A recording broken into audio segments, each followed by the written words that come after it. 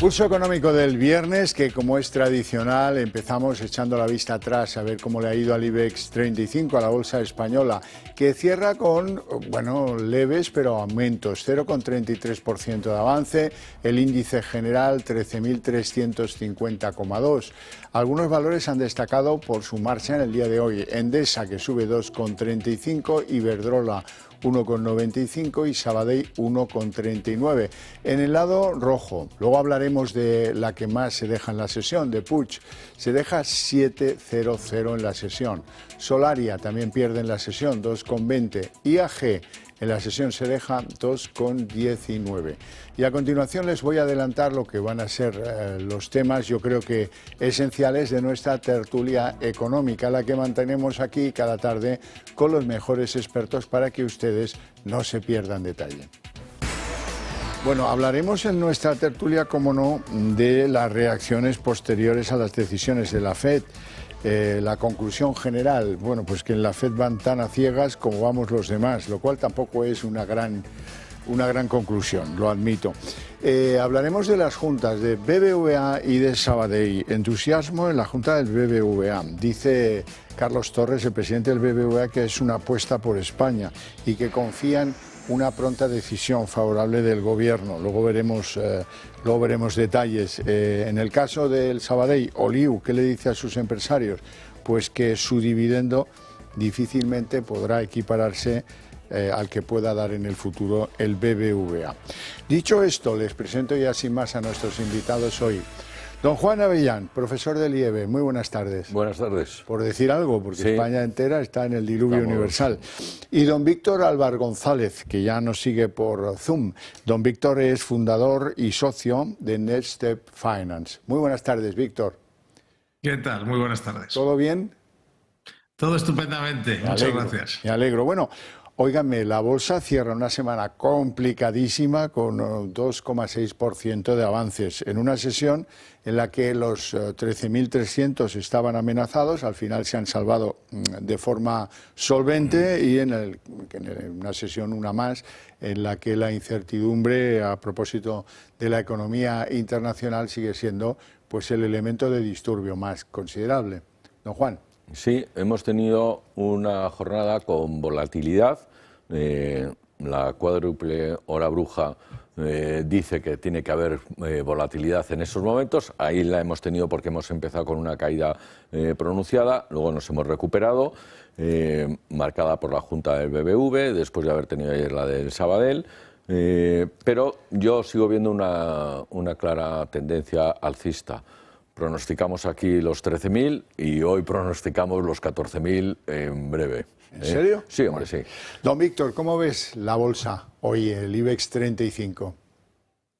Bueno, yo creo que las bolsas se están moviendo al ritmo que marca Donald Trump, por un lado, y por otro, y especialmente en el caso europeo, al ritmo que marca la Unión Europea, la Comisión Europea, en base al incremento de gasto público para rearme infraestructuras, en el caso de Alemania. De hecho, por primera vez en mucho tiempo tenemos eso que llaman los americanos el decoupling, que como no me gusta utilizar anglicismos, así sobre la marcha voy a improvisar qué sería la diferenciación. Hasta ahora abría Wall Street de una manera, seguía Europa, empezaba el año Wall Street al alza o a la baja, hacía lo mismo Europa, ahora no es así. ¿Por qué? Porque Europa ya veremos si en lo militar y en lo político, pero desde luego en lo económico, al dar carpetazo al Pacto de Estabilidad y lanzar un programa de gasto o inversión pública, según se quiera llamar, enorme, sin precedente, pues lógicamente ha conseguido que tenga, digamos, que los inversores la vean como un ente diferenciado de Estados Unidos, y esto es lo que está moviendo el mercado. Hoy mismo, según hablamos, hace nada, el Bundesbank ha aprobado, la Cámara Alta, perdón, el Bundesbank no, disculpa, las cámaras alemanas han aprobado, la Cámara Alta ha aprobado, el Bundesbank ya nos podemos olvidar, es como si ya no existiera después de este paso que van a dar, que es, han aprobado el fin del techo de gasto, del techo de endeudamiento, por lo tanto, barra libre de gasto, y eso es muchísimo dinero, y la bolsa europea se mueve a ese ritmo, por lo tanto, y un ritmo que es muy positivo. otra cosa será digamos, el coste económico, digamos, a nivel de deuda, del valor de los bonos, etcétera, que tendrá, pero eso es otra historia. A día de hoy las bolsas europeas impulsadas con el viento de cola de tipos de interés bajos, mucho gasto público y por lo tanto rearme, economía de guerra y en principio expectativas de crecimiento que se notan en las bolsas hasta el punto que se olvidan de lo que haga Estados Unidos o incluso Donald Trump. Bueno, vamos con la cuádruple hora bruja. Esto se produce 4 veces al año. Desde mi punto de vista está un poco sobrevalorado. Me gusta mucho, como le llaman en América, la Freaky Friday. Bueno, en cualquier caso, ¿cómo ven ustedes? ¿Ha habido movimientos bursátiles que acrediten el poder de la cuádruple hora bruja? Bueno, basta que ya hemos empezado con una caída y luego hoy se ha remontado, que podamos decir que pueda ser por la cuádruple hora bruja, pero bueno, es cuando coinciden el vencimiento de futuros y el último día para ejecutar las opciones, tanto de acciones como de índices. Pero coinciden durante la última semana. El último día es aproximadamente un 5%, con lo cual tendríamos que haber visto mucha más volatilidad, pero al fin y al cabo nos gusta jugar con estos términos y puede marcar un poco las tendencias del corto plazo. Víctor, ¿qué tienes tú que añadir a esto de la cuádruple hora bruja?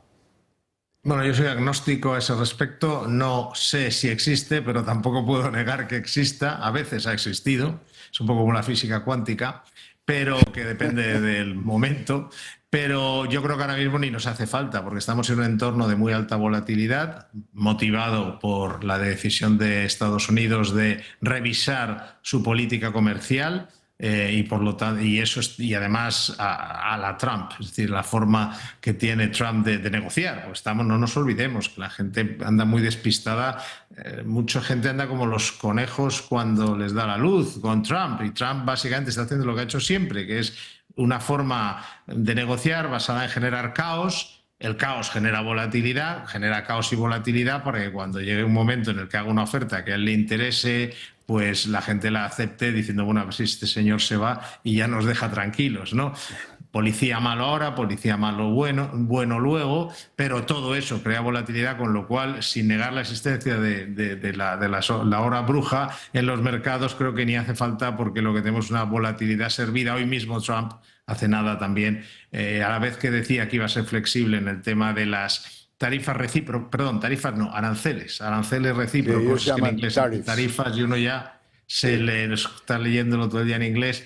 Aranceles recíprocos, pues un momento ha dicho que serían flexibles y en otro momento ha dicho que se preparen porque todo lo que nos hagan a nosotros lo haremos nosotros a ellos, o sea que estamos totalmente perdidos en este sentido temporalmente, lo cual no significa que si sabes manejar la forma de trabajar que tiene Donald Trump no pueda ser muy útil para un inversor. Recordemos que en los mercados se trata de comprar barato y vender caro. Entonces, si Donald Trump con lo que hace te ayuda a comprar barato, y por ejemplo ahora estamos viendo cómo las 7 magníficas, que estaban con valoraciones totalmente estratosféricas, ya estamos hablando de 5 puntos solo por encima del resto del mercado en el PER a 12 meses, pues hombre, esto habrá que tomar buena nota, porque insisto, esto lo que es puede ser más una oportunidad que un problema.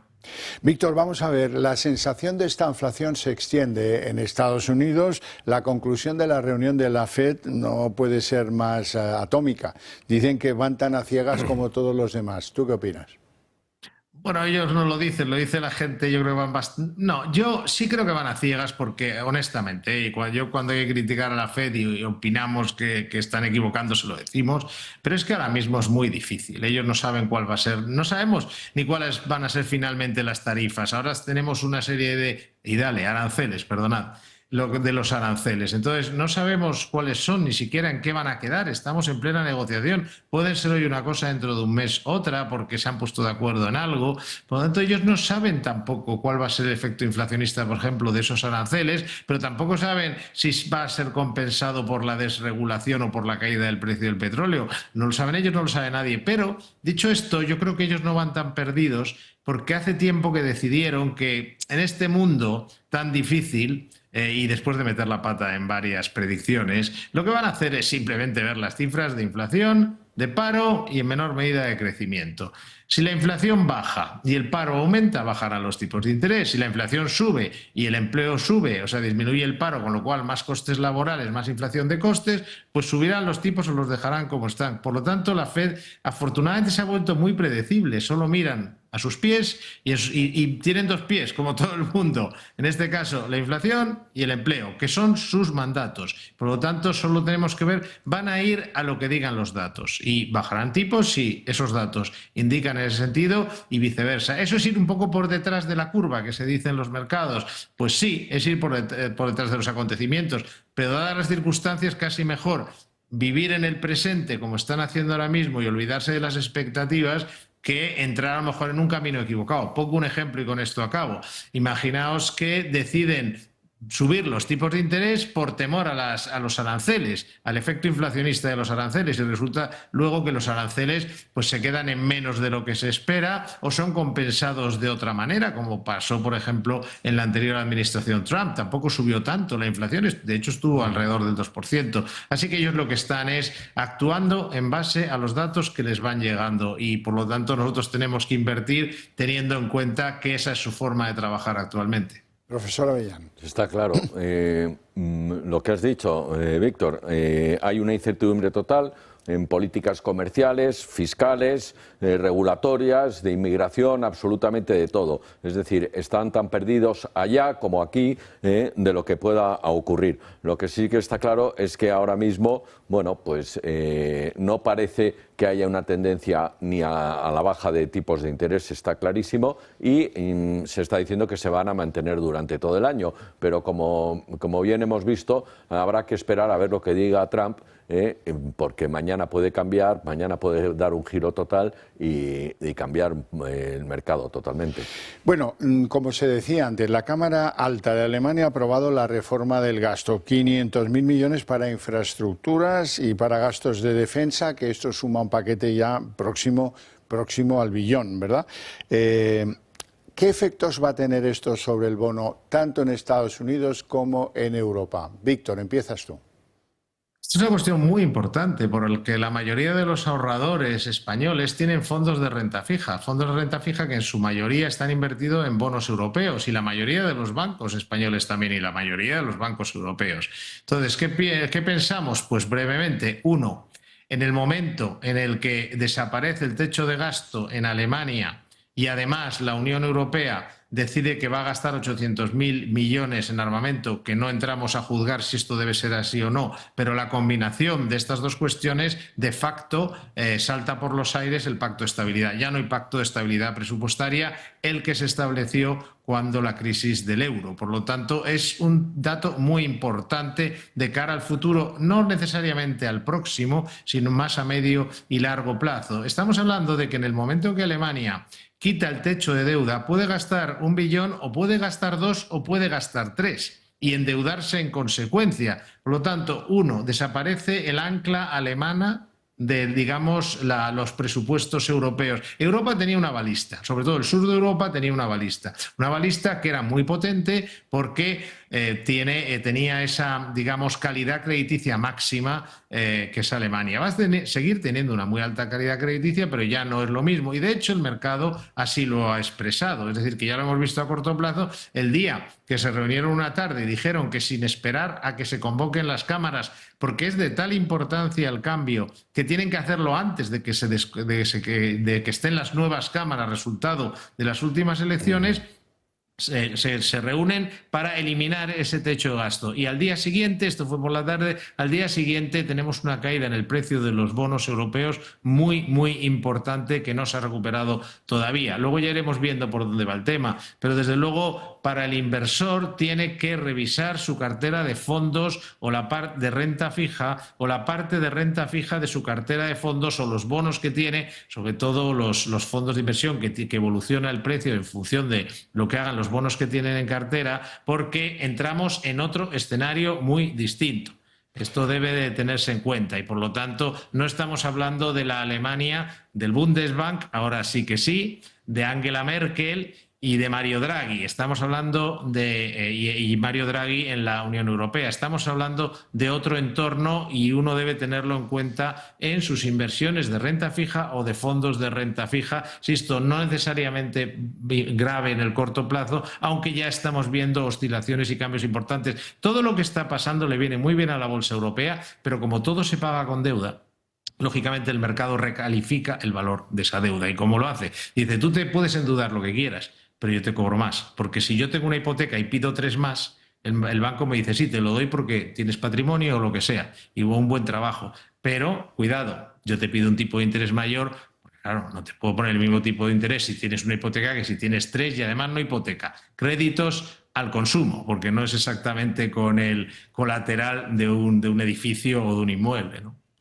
Profesor. Está claro, ya lo dice la teoría económica, un aumento importante de la oferta, cae el precio y por tanto el rendimiento nos sube de los bonos. Pero es que, como bien decía Víctor, esto lleva un arrastre y nos arrastra a los bonos españoles, italianos, etcétera, etcétera. Y bueno, pues no es tan buena noticia, no es tan buena noticia. Alemania lo ha hecho después de haber estado años y años ahorrando, manteniendo y sujetando su deuda. He dicho que tenemos que tener un 60% de endeudamiento sobre el PIB. Lo ha mantenido y lo ha mantenido incluso por debajo. Ahora dice, necesitamos, porque es una necesidad, vamos a hacerlo. Vamos a crecer en armamento. Lo llevan al Parlamento, se lo aprueban en el Parlamento, cosa que aquí no pasa. De una manera un tanto chapucera. Pero lo llevan al Parlamento y se lo aprueban los que salen, no los nuevos que han entrado, que todavía no han entrado, ya no están. Lo han aprobado los que salen. Y bueno, pues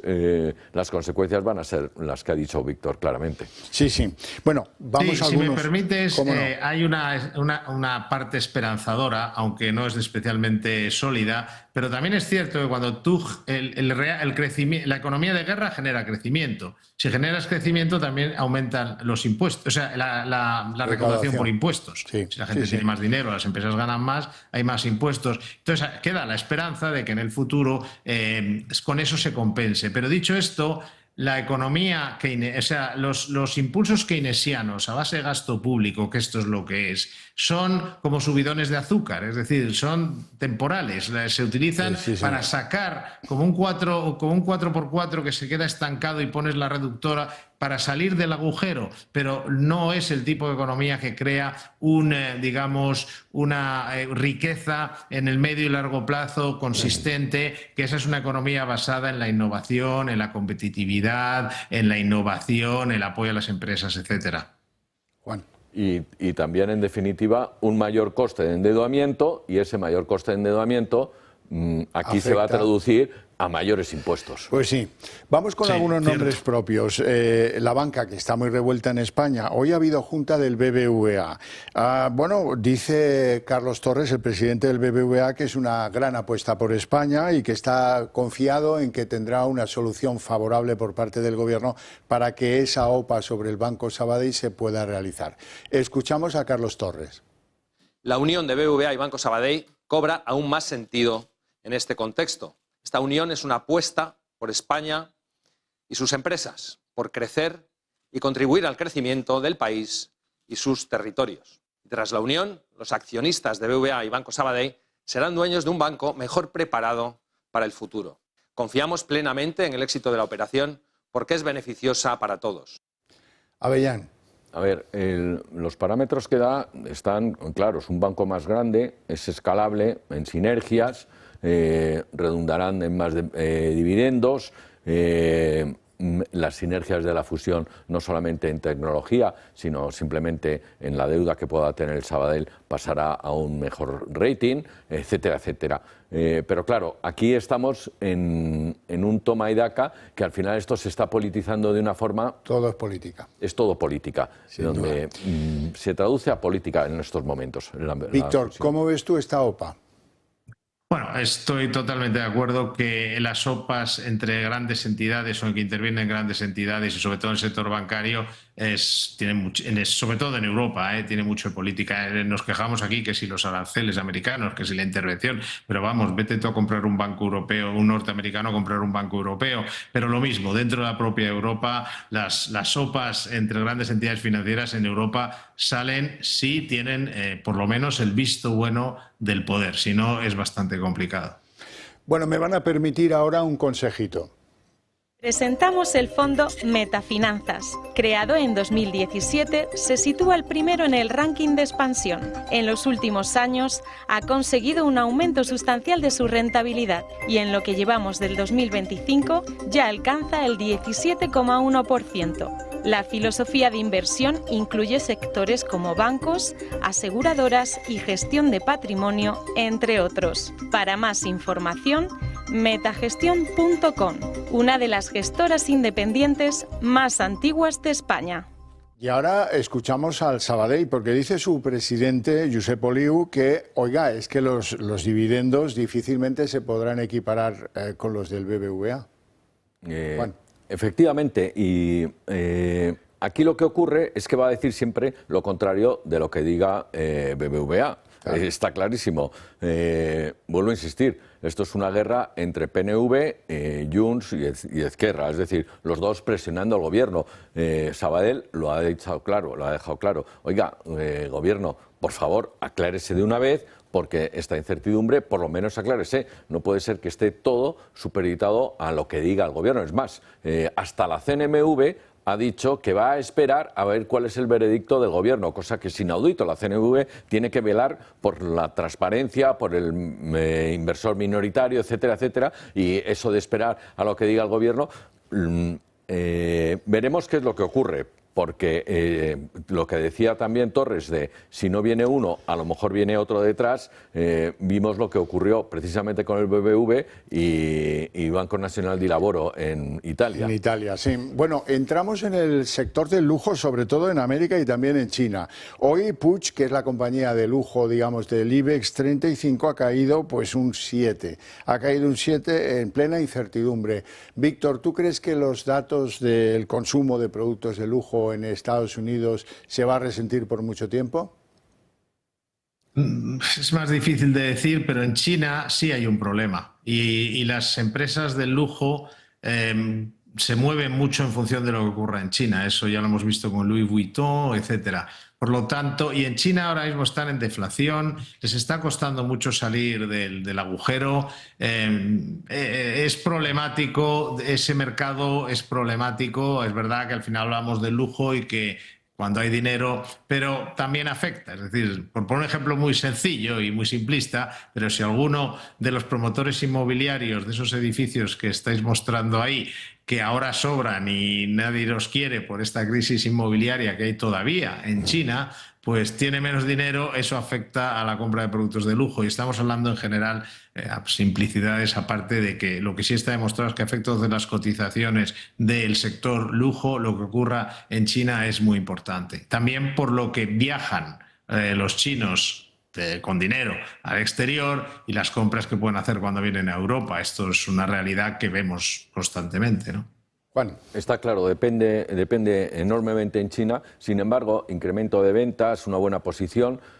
Cualquier cambio que pueda ocurrir en China, que ya lo hemos visto, tirará de un valor que yo creo que en un medio plazo estará en condiciones. O sea, que el que pueda mantener, que aguante y que espere momentos más felices para el lujo aquí y allí, a un lado y al otro del Atlántico. Bueno, lo dejamos aquí por hoy, con mi agradecimiento a ustedes dos por su presencia y sobre todo por sus opiniones en el programa, y a ustedes espectadores por su paciencia e interés. Ahora para ustedes tengo premio a la vuelta de publicidad, la redacción abierta.